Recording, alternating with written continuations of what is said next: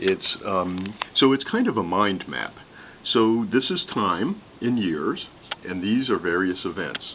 And for me, there was an event that changed my life in 1997 at an AAPG annual meeting organized by a past AAPG president, Jim Gibbs. And there were 5 people in the audience. And I sat in the front row with Linda, and I took 10 pages of notes, and my jaw dropped, because a lot of the stuff that I'd heard before, when you go to AAPG or HTS, is very technological, very, isotopes, very scientific, very data intensive.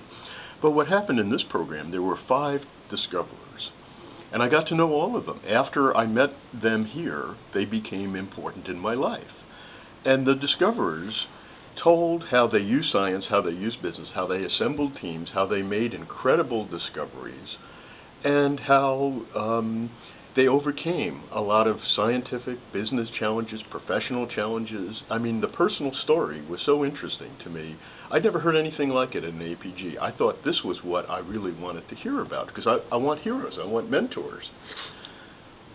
So the data points that I'm going to draw from. In 2000, when I became president of the Houston Geological Society, I wanted to bring this concept of geologists talking to other geologists about their big successes to dinner meetings at the Houston Geological Society. So we had one in 2000, and there's going to be the 10th one is still coming up. So there are guys like Mike Halbooty, George Mitchell, Marvin Davis.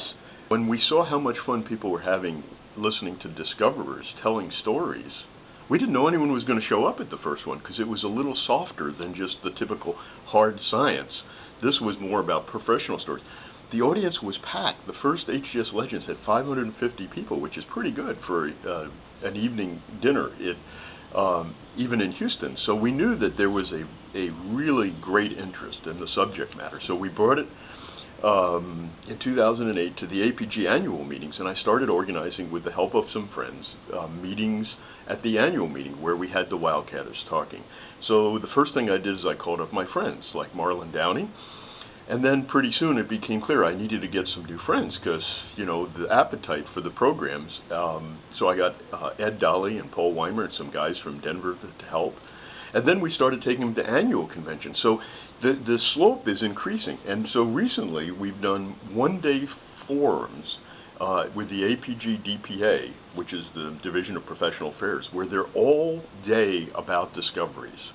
So it's a different format. So we went from dinner meetings to annual meetings at AAPG, to international meetings at AAPG, and then to one-day workshops that were all about how do you make discoveries, what are the creativity, what are the fundamental skill sets, and then give us type examples of the discoveries. The faces are changing. I made this graphic because I just went to the discovery thinking people that I had pictures of, and I made a photo quilt, and you can I just think it's fabulous to see the many people, the many faces.